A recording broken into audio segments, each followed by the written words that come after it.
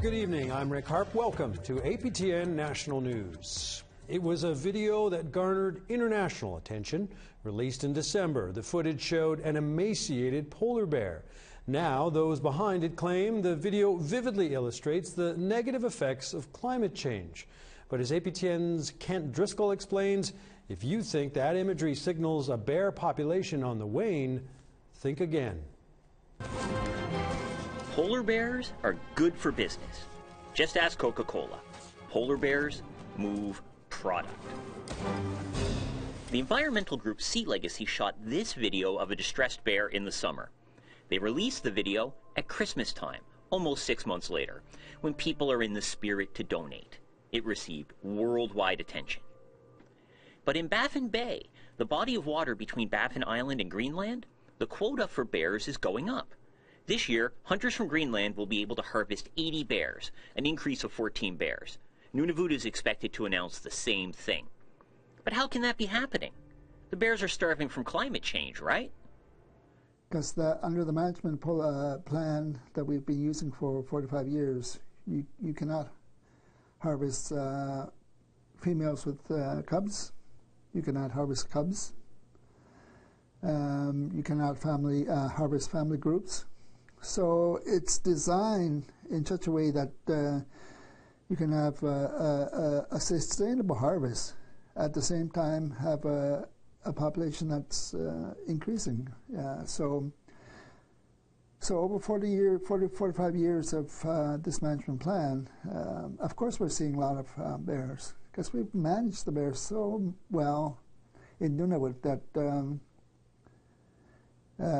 people are saying there's too many bears out there. Paul Ignaut was a part of the Canadian delegation that negotiated the increased harvest in Baffin Bay. His theory on that starving polar bear video is the polar opposite of what you've been hearing. What happens when there's too many bears? Some starve. You'll see skinny bears, starving bears, because the population has exploded to such a point where it cannot sustain itself. What is frustrating for Ignaut and other Nunavut residents is how a resource they depend on can be used by non-Inuit to hurt Inuit interests. When you look at the stuff that's coming out from the south, some of these non-governmental organizations, it can be a bit racist, and of course we get mad. But the underlying thing is they can't do anything about it, because we're managing the bears up here the way we want to. Is this bear starving? Obviously. Is climate change real? Science, Ignaut, and many Inuit agree. It sure is. Is this bear dying from climate change? You can't say that with any certainty. You know what you can say with certainty? Polar bears move product. That's a fact. Kent Driscoll, APTN National News. Where the trial has begun for a man accused of a triple murder almost 3 years ago. Here with all the details, APTN's Tamara Pimentel. It's really changed our lives, you know, especially my daughter Lori, losing 2 children at once, you know, brutally stabbed to death. Wendy English relives the horrific day of April 28, 2015, when her 2 grandchildren, Dakota English, who was 18, and Clarissa English, 24, were murdered, along with Clarissa's boyfriend, 27-year-old Kyle Devine. I've been really dreading this day, the trial to come up, to relive everything. Today in court, nearly 3 years later, 24-year-old Austin Viel pleaded guilty to second-degree murder in connection to their deaths. In April of 2015, Lethbridge police were called to check on a home and found 3 people dead inside. Viel was arrested 2 weeks later and charged with second-degree murder. In an agreed statement of facts, court heard that all 3 victims died of multiple stab wounds. A search of Viel's home showed blood-stained clothing and shoes. DNA testing matched the blood to the victims. Viel says he was intoxicated and didn't remember what happened. The Crown and defense suggest a sentence of life in prison with no chance of parole for 20 years. For Wendy English, the past 3 years has been a long wait. She says she is looking forward to having some closure. I want it to be over. I don't want it, like I want to close. I know there'll never be a closure, but I just want it, I just want justice to be done. Tamara Pimentel, APTN National News, Calgary. If you'd like to share your thoughts about this or any other story you see on the broadcast, please get in touch. Here's how. Send an email to news@aptn.ca, like our APTN National News Facebook page. Follow us on Twitter @APTN News, or go to our website, aptnnews.ca. Residents of Iqaluit continue to dig out from a weekend blizzard, one that took its toll on some essential services. The extreme weather forced the city to put a pause on water delivery and sewage pickup. Those delays began Friday night and did not subside until Sunday. And although fire, ambulance, and police services continued, residents were told to expect delays in response times. Environment Canada ended its blizzard warning yesterday. Today's forecast calls for clear skies and a high of minus 28 degrees. The deadline is still months away, but when it comes to filing tax returns, low-income Canadians will now be able to do so by phone. But 950,000 Canadians with low or fixed incomes can file their returns this year by answering a series of questions over the phone. It's done through a new automated service called File My Return. Those eligible for the new service will get personalized invitation letters starting next month. Time for a break. When we return, a look at the multiplicity of Indigenous peoples in Taiwan. That and more still to come on APTN National News. Mostly cloudy in Charlottetown, -3, +1, and mostly cloudy in Halifax. In Uktuak, snowy, -20. La Grande, mostly cloudy, -18. Val-d'Or, -13 in sun. Sept-Îles, -10, mostly cloudy. Toronto, -1 and sunny. Sault Ste. Marie, partly cloudy, -5. Sioux Lookout, -8, mostly cloudy. Kapuskasing, partly cloudy, -10. Churchill, -26 and sunny.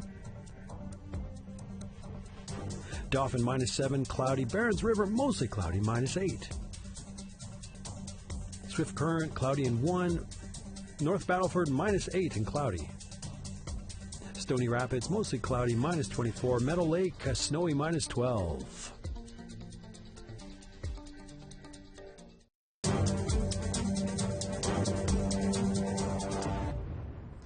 And welcome back. It's a country with a rich Indigenous heritage. 16 different peoples recognized by the state. And while their customs and culture differ greatly from those of Indigenous peoples in Canada, the struggles of Indigenous peoples in Taiwan will ring familiar. In this encore presentation, we bring you part 1 of Tom Fenario's 2-part series, The People of Formosa. Taiwan is affectionately known as Formosa. Portuguese sailors named it as such in the 16th century when they saw the island. It means beautiful. Smaller than Nova Scotia, it nonetheless is brimming with 23 million inhabitants. The cities here fit the Asian template: pulsing skyscrapers, neon-washed markets, constant movement. Much of the west coast is urbanized from the north to the south. But cross over the ring of mountains that divide the country to where they meet the Pacific coast, and you'll see why they call it Formosa.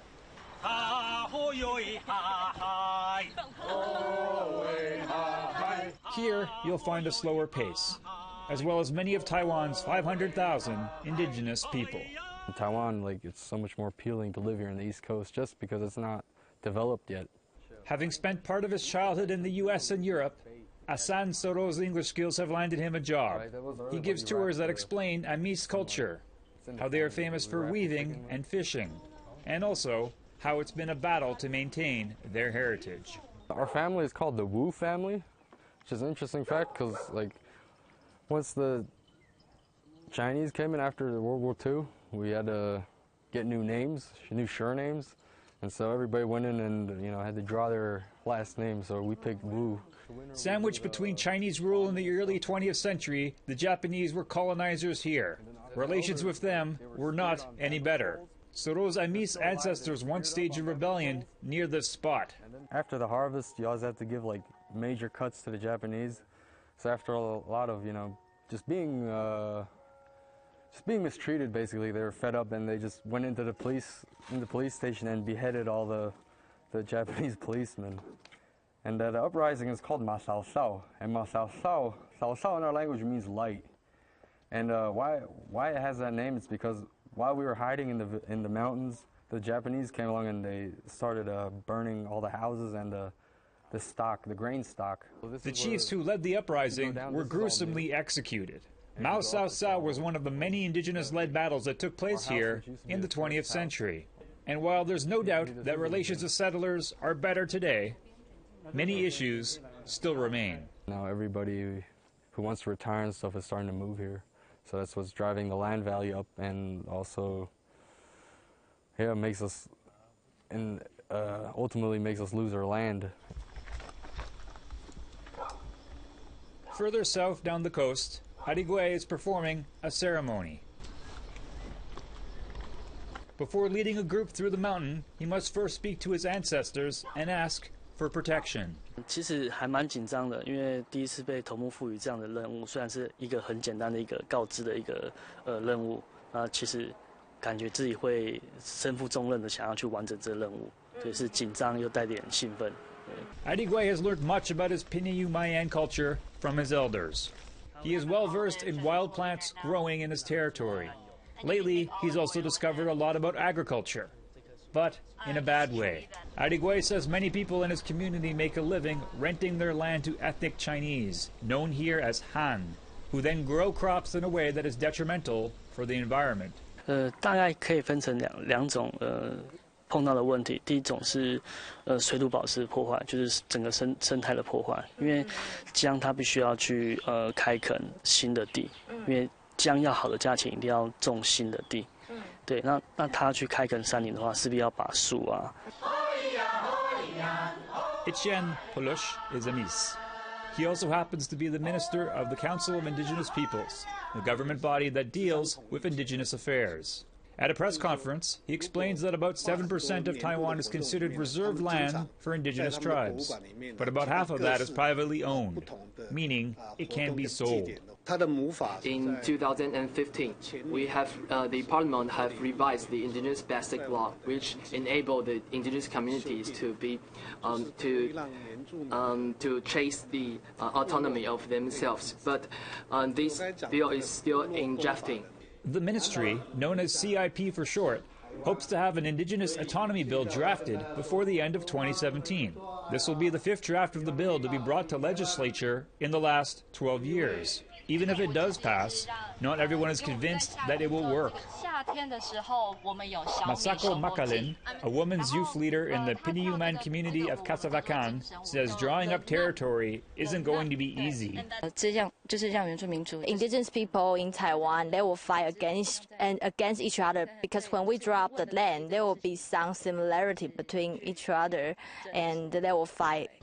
Tohima Togal is a Piniyumayan journalist and activist. She equates having autonomy to trying to run before you can walk. But now we are looking at the final goal. Forget that between the final goal, we still have this huge gap between ourselves. It's not about the government or about the other actors or the other stakeholders. It's all about ourselves. The gap, she says, is the common struggle to keep indigenous languages and culture alive amongst the onslaught of Han culture and people. People don't want us to think for ourselves. They want us to obey, still until today.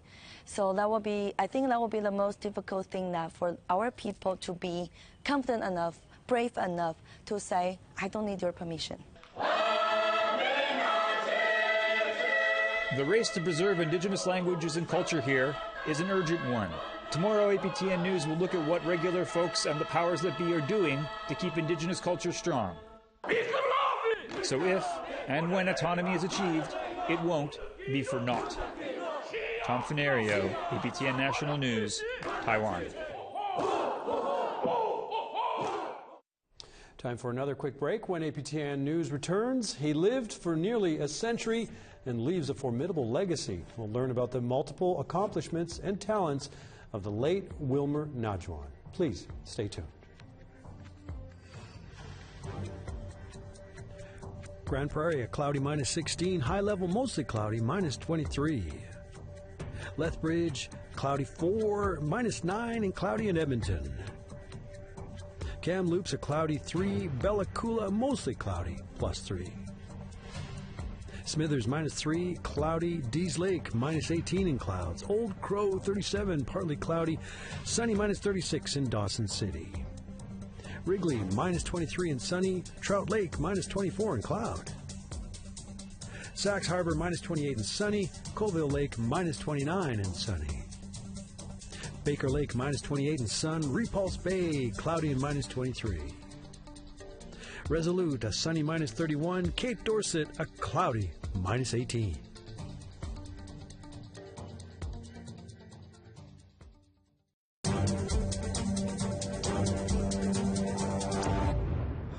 And welcome back to the broadcast. Wilmer Najuan led an extraordinary existence. Trapper, hunter, taxidermist, World War II veteran, artist, co-founder of the Union of Ontario Indian Chiefs, and more recently, first-time author. Those are just some of the vocations he pursued over his 96-year life. A life that sadly came to an end last week. And joining me now with reflections on his father's legacy, his son, Wendell Najuan. Mr. Najuan, thank you for joining us. First of all, I'd like to express my condolences on behalf of APTN National News. Well, thank you for having me, and thank you very much. I'd like to begin with your father's role at the Union of Ontario Indian Chiefs. What originally motivated your father to help create it? I understand we have 3 minutes for this interview, but he wanted us to have a voice of our own, not a voice of government or anything like that. He wanted us to have a true voice in this world. And so what led to his falling out with the union? Well, that's the story of the true voice of, of the Native people. And if you're taking money from the federal government to fund your organization, it may prevent you from speaking out correctly. Now, I understand another significant aspect in his life had to do with how before he was first elected chief in 1964, I believe, he saw the local Indian agent at the time burning the band's land sales books. What happened there after he became chief? Well, after he became chief, then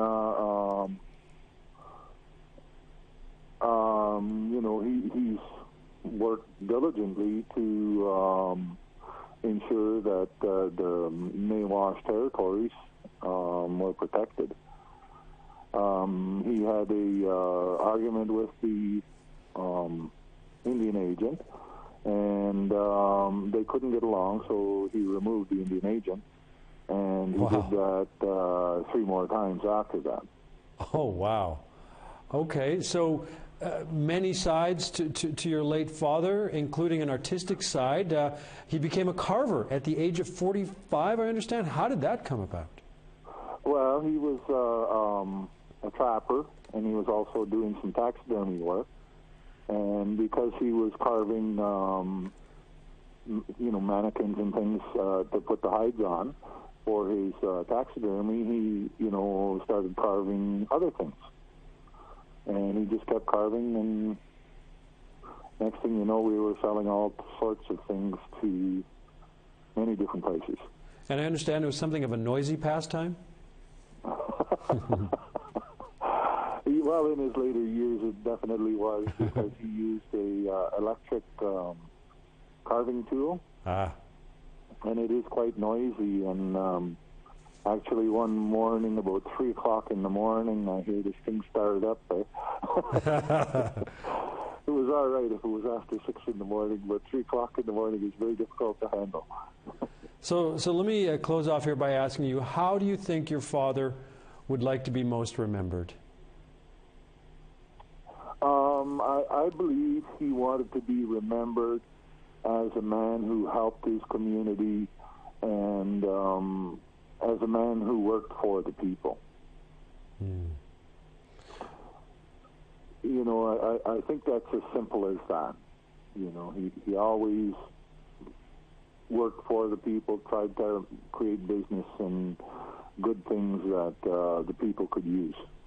Well, he sounds like a fascinating individual, multifaceted, multi-talented. Once again, we appreciate you taking the time to speak to him about us, and condolences again on your loss. Very good. Very good. Thank you. Bye-bye.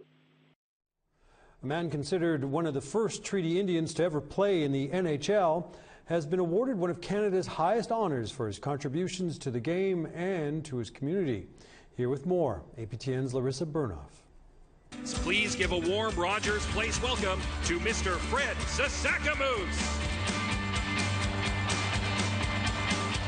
It was a holiday to remember for NHL star Fred Sasakamoose. Just days after celebrating his 84th birthday on Christmas Day, the first Cree Indian to play in the NHL was honored at a puck drop ceremony in Edmonton in recognition of being awarded the Order of Canada.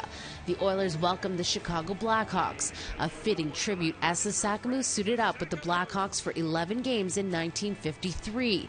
He dropped the puck as one of the trailblazers for Indigenous hockey players in North America. We all have great moments of our lives, and I guess both of them, Order of Canada and NHL, about the same level. Sasakamoose has had a memorable hockey career, but he also doesn't shy away from talking about the hard road that led him to the NHL. Growing up in poverty, living on reserve, and a survivor of residential schools, Sasakamoose has shared his life story with thousands of people in the hopes of inspiring future First Nations NHL stars.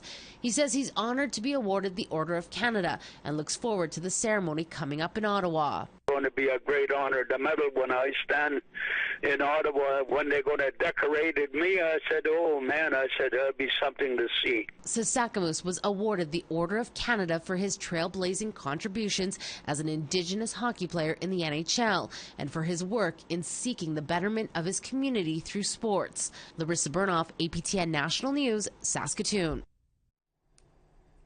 Well, that's it for tonight's newscast. Remember, for the latest events and stories making news in Indigenous country, head over to aptnnews.ca. There you'll get to watch previous episodes, read our expanded coverage, and click links to our various social media accounts. Lots of things to do while waiting for tomorrow's live broadcast. I'm Rick Harp. We'll see you again then.